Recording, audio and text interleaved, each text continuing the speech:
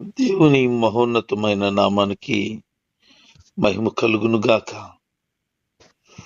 నేటి వాక్య ధ్యానం కొరకు అపోస్తలుడైన పౌలు రాసిన హెబ్రీ పత్రిక 9వ అధ్యాయం.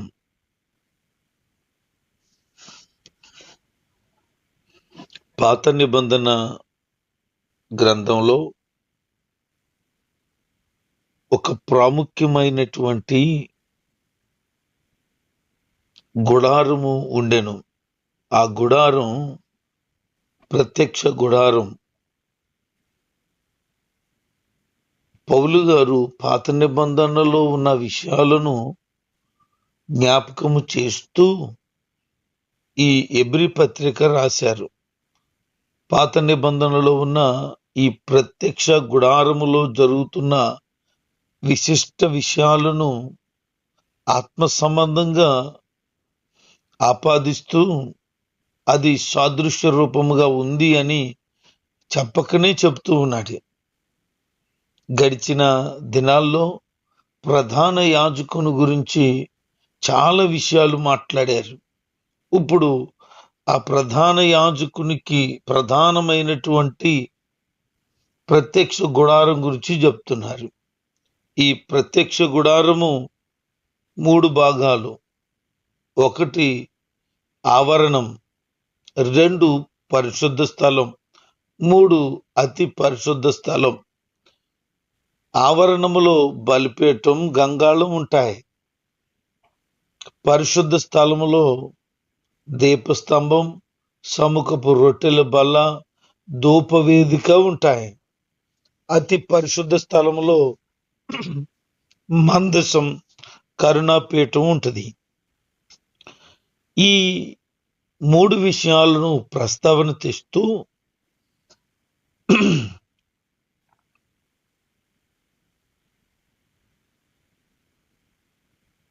ఈ సన్నిధి గుడారం, లేకపోతే ఆరాధన గుడారం, లేకపోతే ప్రత్యక్ష గుడారం, చాలా పేర్లు పెట్టడం జరిగింది.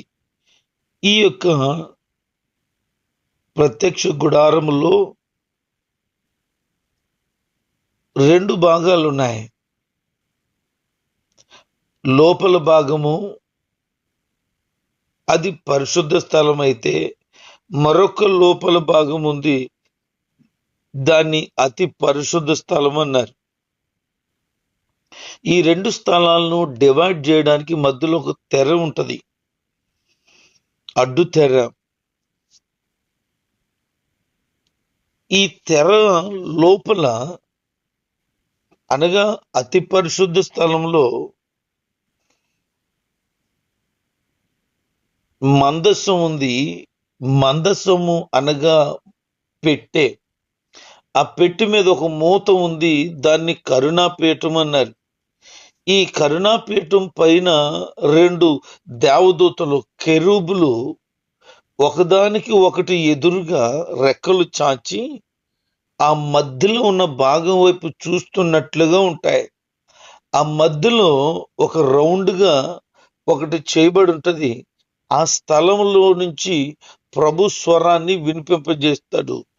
నేరుగా ఆయన మహిమ ఆ మధ్య స్థలంలోనికి విడుదలవుతుంది. ఇది అతి పరిశుద్ధ స్థలములో ఉన్న బలిపీఠం మీద అనగా మందసం మీద జరుగుతున్న సందర్భం. అయితే ఈ మందసపు పెట్టెలో ఏమున్నాయి? 3 విషయాలు చెప్తున్నాడు. మందసం పెట్టెలో ఏమున్నాయి అని అంటే, మన్నా గల పాత్ర, చిగురించిన అహరోను కర్ర, 3 నిబంధన పలకలు. నిర్గమకాండం 16వ అధ్యాయము 14 నుంచి 16 వచనాల్లో ఆ పెట్టెలో మన్నా ఉంది అనే విషయం మనకి అర్థమవుతుంది. ఈ మన్నా చాలా విశిష్టత కలిగింది. బయట ఆవరణంలో దొరికే మన్నా 1 రోజు మాత్రమే ఉంటది, రెండో రోజుకి పనిచేయదు. రెండోది, పరిశుద్ధ స్థలంలో సముఖపు రొట్టెల బల్ల మీద కూడా మన్నా ఉంటది. ఆ బయట దొరికిన మన్నానే ఒక పాత్రలో పెడతారు. అది ఒక వారం రోజులు ఉంటది. వారం రోజుల తర్వాత పాడవుతుంది. ఆ తర్వాత అతి పరిశుద్ధ స్థలంలో ఉన్న మందసంలో కూడా బయట దొరికిన ఆ మన్నా ఒక పాత్రలో తీసి పెడతారు. ఈ మన్నా సంవత్సర కాలం ఉంటుంది. చూడండి, ఒకే మన్నా ఒక్కొక్క ప్లేస్ మారేటప్పటికి దాని లైఫ్ చేంజ్ అవుతుంది. బయట ఒక రోజే ఉంటే పాడైపోతుంది. పరిశుద్ధ స్థలములో వారం రోజులు పనిచేస్తుంది. అదే అతి పరిశుద్ధ స్థలంలో సంవత్సరం ఎలా ఉండగలుగుతుంది అనంటే దేవుడు దానిని అలాగున నియమించాడు. ఆత్మ సంబంధమైన విషయాలు చెప్తూ లోకంలో ఉన్న వ్యక్తి త్వరగా పాడైపోతాడు. పరిశుద్ధ స్థలం అనగా మందిరానికి వచ్చి వెళ్ళేవాడు వారం వరకు వాక్యం విని కాపాడబడతాడు. అదే అతి పరిశుద్ధ స్థలంలో ఉండేటువంటి యాజకుడు లేకపోతే దైవజనుడు సంవత్సర కాలం పాటు నిగ్రహంగా ఉండగలడు. అయితే ఏం చేయాలి? ప్రతిరోజు బయట ఉన్న వ్యక్తి ఎప్పటికప్పుడు వాక్యంలో ప్రార్థనలో తన జీవితాన్ని కట్టుకోవాలా. పరిశుద్ధ స్థలంలోనికి అనగా మందిరానికి వచ్చే వ్యక్తి ప్రతి వారం క్రమం తప్పకుండా మందిరానికి వచ్చి దేవుని వాక్యం విని బలపరచబడాలి. దైవ సేవకుడు అతని కొద్ది ఎక్కువ కాలం నీతిగా పరిశుద్ధతగా ఉండగలడు కనుక అతను కూడా నిత్యము తన జీవితాన్ని దేవునికి అంకితం చేసుకుని ఆయనలో నిలకడగలిగిన వాడుగా ఉండటానికి ప్రయత్నం చేయాలి. రెండోది, చిగురించిన అహరోను కర్ర. సంఖ్యాకాండం 17వ అధ్యాయం 8 నుంచి 11 వచనాల్లో ఆ మాటలు మనం చదవగలుగుతాం. ఇశ్రాయేలీలు 12 గోత్రాలు, 12 గోత్రాల్లో ఉన్న 12 మంది పెద్దలు, 12 మంది పెద్దల యొక్క కర్రలను పరిశుద్ధ స్థలములో పెట్టమని చెప్పారు ప్రభు. ఎవరు యాజకుడై ఉండాలో నియమిస్తున్నానని చెప్పాడు. అప్పుడు అహరోను కర్ర చిగురించింది. చిగురించడం మాత్రమే కాదు, చిగురించి పువ్వులు పూసి బాదం రూపమైన కాయలు కాసిందట. ప్రజలు ఆశ్చర్యపోయారు. సాయంకాలం పెడితే ఉదయం కల్లా దానిలో ఇంత అద్భుతమైన మార్పు వచ్చేసింది. కేవలం ఎండిపోయిన కర్ర, చేతి కర్ర, రాత్రికి రాత్రే అది పచ్చదనం కలిగడం, కొమ్మ రావడం, దాంతో పాటు అది పువ్వులు పూయడం, కాయలు గాయడం ఆశ్చర్యం కాదా? మహా అద్భుతం కాదా? ఆ చిగురించిన కర్రను కూడా పెట్టారు. అంటే ఈ వాక్యానుసారంగా ఏం చెప్పబడుతుందనంటే ఎండిపోయిన జీవితాలు ఆయనలో ఉంటే అనగా పరిశుద్ధ స్థలంలో అనగా దేవుని సముఖంలో ఉండగలిగితే వారు చిగురించే అనుభవంలో ఉంటారు అని అది సూచనగా కనబడుతోంది. మూడోది, నిబంధన పలకలు. నిర్గమకాండం 25 అధ్యాయము 16 వచనంలో ఆ మాట మనం చూస్తాం. నిబంధన పలకలు అనగా 10 ఆజ్ఞలు. మోషేను ప్రభు సీనాయి పర్వతానికి రమ్మని 40 దినాలు మాట్లాడి ఈ 10 ఆజ్ఞల 2 రాతి పలకలు ఇచ్చి పంపించాడు.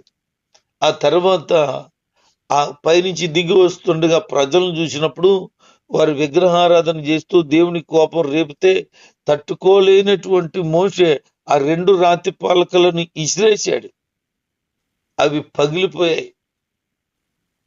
ప్రభు దగ్గర క్షమాపణ పొందితే ప్రభు మరలా 2 రాతి పలకలు పట్టుకొని రా, నేను రాసిస్తానని చెప్తే రెండో పర్యాయం మరలా ప్రభు దగ్గరికి వెళ్ళినప్పుడు ఆయన తన చేతి రాతతో రాసిచ్చాడు.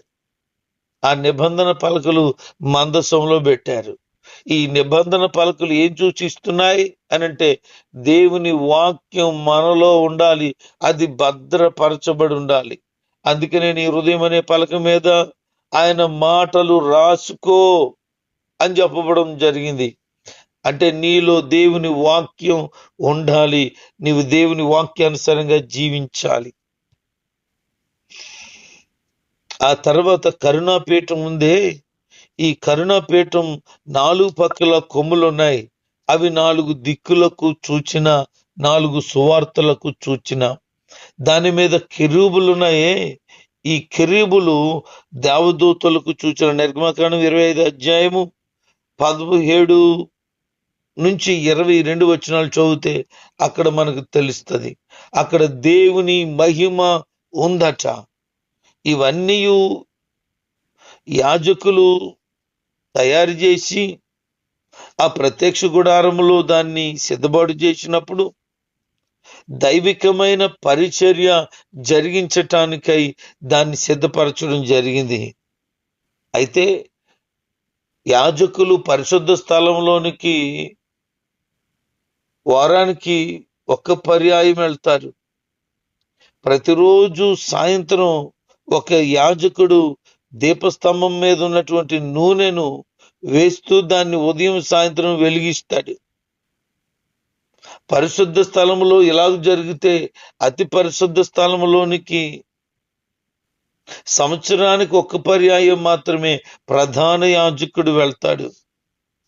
ప్రజల కొరకు, తన కోసం నిర్దోషి అయిన గొర్రెపిల్ల రక్తాన్ని చిందించి ఆ రక్తాన్ని ఆ బలిపీఠం మీద, ఆ రక్తాన్ని ధూపవేదిక మీద, ఆ రక్తాన్ని అతి పరిశుద్ధం స్థలంలో ఉన్నటువంటి మందసం యొక్క కొమ్ముల మీద ప్రోక్షించాలి. బయట బలిపీఠం మీద ప్రతిరోజు రక్తాన్ని ప్రోక్షిస్తారు.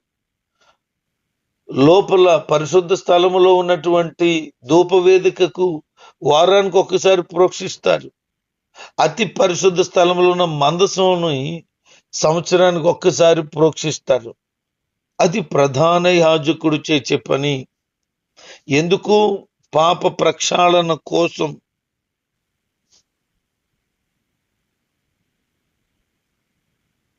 మరి మనము పాపము నుంచి విడిపించబడుట కొరకు ప్రభువైన యేసుక్రీస్తు అనే ప్రధాన యాజకుడు తనకు తానే మన కొరకు బలి అయ్యారు.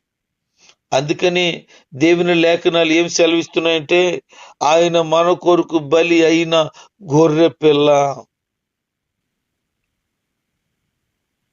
ఆయన అర్పించినటువంటి అర్పణలు, ఆయన చేసిన యాగం మన పాపముల నుంచి మనలను విడిపించి ఆత్మ సంబంధమైన వారిగా ప్రభువులో కట్టబడ్డానికై కృప అనుగ్రహించబడింది. ఆ ప్రత్యక్ష గుడారము కేవలం దేహ సంబంధమైనటువంటి విధులు, విధానాలు అవి మాత్రమే ఉన్నాయి. మనిషి శరీరంతో చేసినటువంటి పాపములకు బలి అర్పించడం, శరీర సంబంధమైనటువంటి విషయాల్లో పాపము తొలగిపోవడం మాత్రమే. అక్కడ ఎన్నో ఆచారాలు, పద్ధతులు, విధులు, విధానాలు నిర్ణయించబడి ఉంటాయి. దాని ప్రకారంగా అది జరిగించబడాలి. ఇది శరీర సంబంధమైన ఆచారాలు మాత్రమే. అయితే ఆత్మ సంబంధమైన విషయాల గురించి చెప్తూ ప్రధాన యాజకుడైనటువంటి యేసుక్రీస్తు వారు పరిపూర్ణంగా మనం మార్పు చెందాలని, మనం పరిశుద్ధతలోనికి నడిపించబడాలని, మేకల రక్తం కానీ ఎద్దుల రక్తం కానీ కాక తన సొంత రక్తాన్ని మన కొరకు ఒక్కసారి ప్రోక్షించాడు. ఆయన అతి పరిశుద్ధ స్థలంలో మనము కూడా ప్రవేశించేటట్లుగా తన రక్తాన్ని చిందించాడు.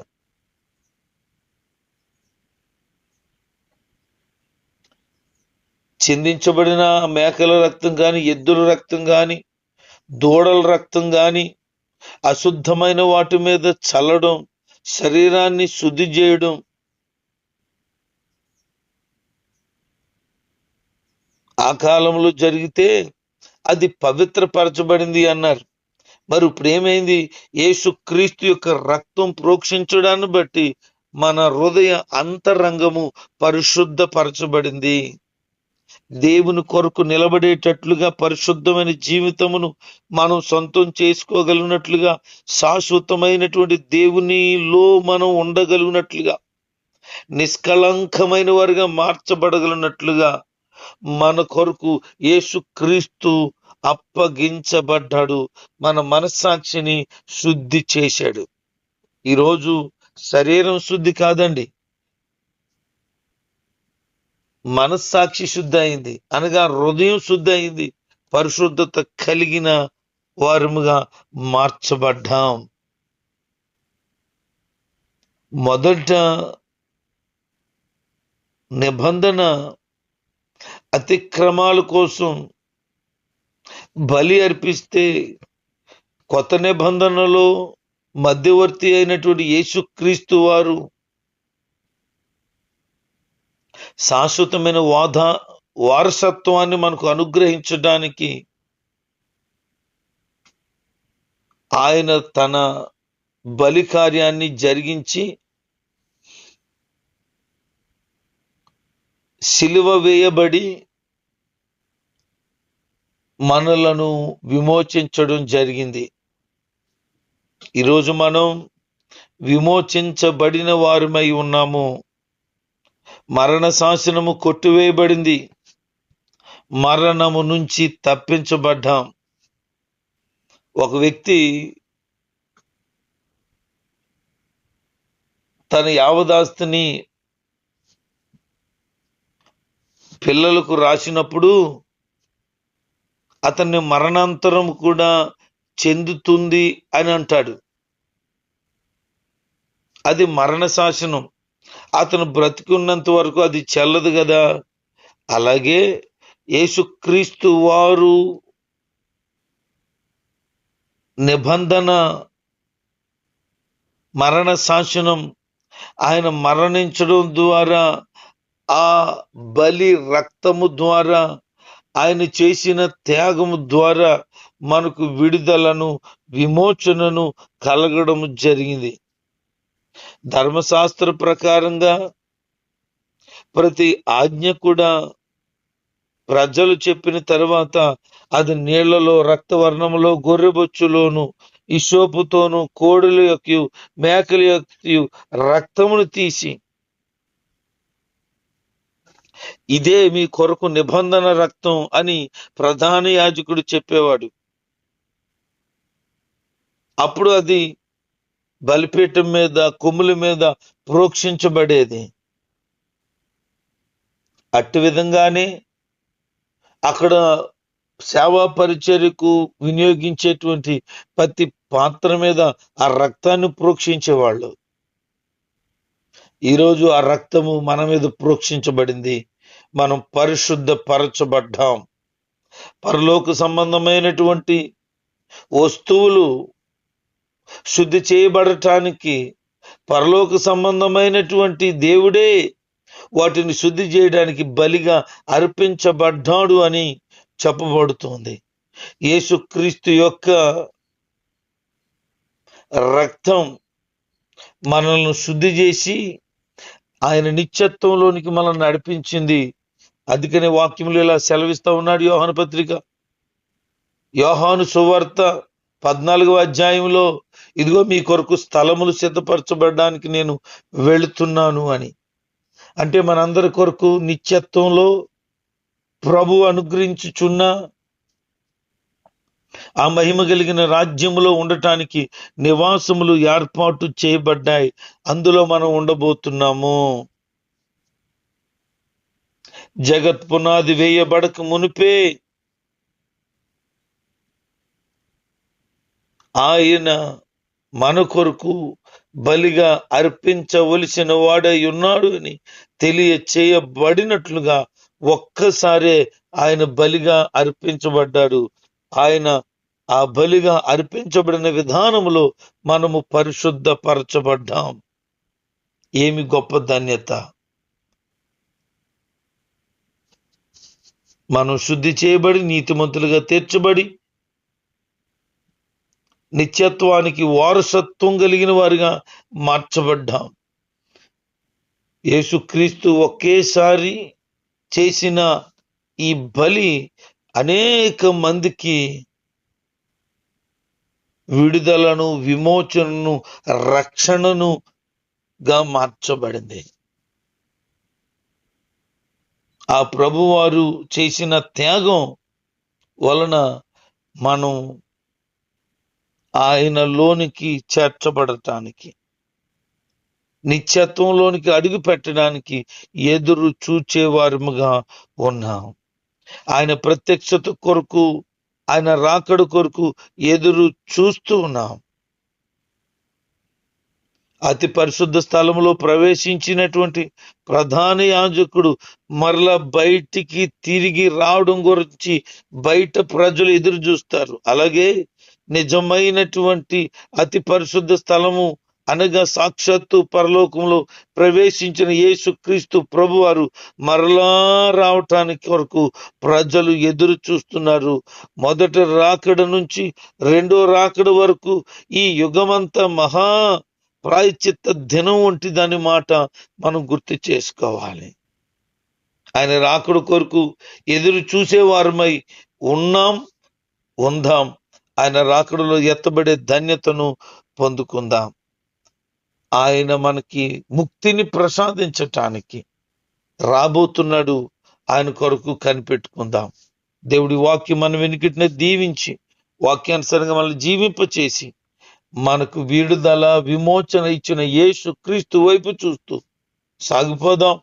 ఆయన అనుగ్రహించే నిత్య మహిమను వారసత్వంగా సంపాదించుకుందాం. దేవుడి మాటలు మన వెనుకటిని దీవించునుగాక. ఆమేన్.